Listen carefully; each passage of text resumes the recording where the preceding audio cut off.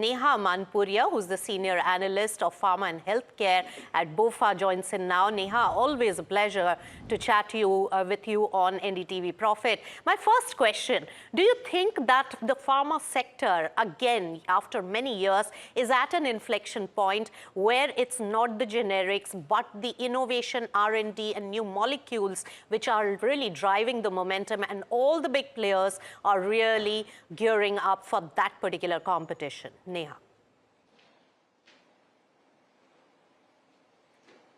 Thanks for having me on the this one interview today. A couple of points on what you mentioned. Yes, we are seeing pharma companies move beyond generics. But I think we should not limit it just to innovation. Specialty is one part of the investment that companies are making, but you've also seen a fair bit of capital allocation that has been made in areas like medtech, OTC, CDMOs. So I would say companies are getting more broad-based to diversify what the medium-term growth drivers would be, but it's not only limited to specialty. That being said, obviously a lot of these opportunities or investments are much more longer duration versus what generics used to be. So it would also require to see how execution is in these areas, how companies are able to scale up acquisitions that they make, investments that they make, to drive either upside from revenue generation or possible potential synergies because of M&A that they do in these specific areas. Right. So Neha, definitely that is a thrust really coming in. So I would say that there is a two-pronged strategy that is the next level of growth, and also a very aggressive and distribution channel-based approach when it comes to the sales as well.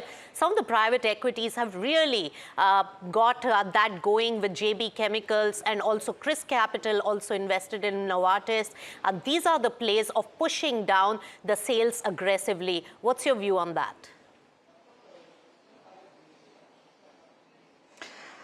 So I think in terms of private equity investments coming in, I think that's always been there in the sector. It's not new. We've seen their interest shift. It was previously in hospitals, then you saw it in CDMOs, in domestics. So I think the private equity interest has always been there in the sector. I think it's just shifting between the sub-segments. But increasingly what you're also seeing is listed players step up to participate in the opportunities, and probably even in some cases buy out private equity stakes in companies. Right. So Neha, if we really look at the broader basket, and of course pharma as well as healthcare, even the healthcare space is the one which is now catching up on a lot of momentum. There is a large hospital chain which is now coming for the IPO, irrespective of market conditions, is what I hear, because the healthcare space is really commanding valuation and has a pocket of investors keen on that space. What's your view on the hospital space? And after a lot of consolidation, private equity money, expansion being done, what are we looking at now? So I think in the hospital space, what we're seeing is obviously margins did go up meaningfully post-COVID. And now, like you mentioned, they're entering into an expansion phase. And I think that would be the key to watch, how companies are able to navigate, their margins, particularly as they add more capacity. I think the discussion, rather than just focusing on, X capacity is being added by companies, the discussion is also getting more nuanced in terms of which are the micro markets where capacity is being added. Is there certain markets where we're seeing more disproportionate addition versus another? The second is, not only the ramp up of new hospitals, but also could there be an impact on the performance of existing hospitals in certain markets because of clinical talent churn? Because, every time you see a new hospital come up, obviously the key driver for whether the pace of ramp up in that hospital would be the kind of doctor team you're able to hire. So I think it's important to see not only the amount of new capacity coming in, but where is that capacity coming in?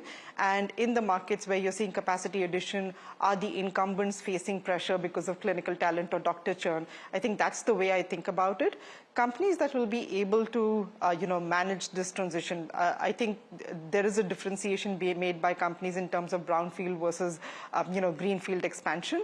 Obviously, brownfield allows the companies to ramp up these beds much more quickly. But I think it will be key to watch in terms of how companies are able to manage margin during this expansion phase to decide, on how the street rewards them, particularly in terms of earnings upgrades and downgrades. Right. So Neha, apart from the healthcare space, which is hospitals, apart from that, a lot of eye clinic, oncology, and a lot of other, like also fertility, these are the spaces now that are really coming in on investor radar. What is the growth momentum and outlook that you're seeing there, and how much will it add to the growth of the overall pharma and healthcare space? You're right. Over the last few years, we have also seen a bunch of these, single specialty, hospitals, chains, etc., coming to the market or planning to come to the market. I think there are two ways to look at it. There's some of these single specialty, which work in a standalone format, and therefore you could look at them as a combination of, let's say, retail healthcare with hospital play, because you require some amount of investment to build that network like hospitals do, but probably it's not as capital intensive as it is for hospitals.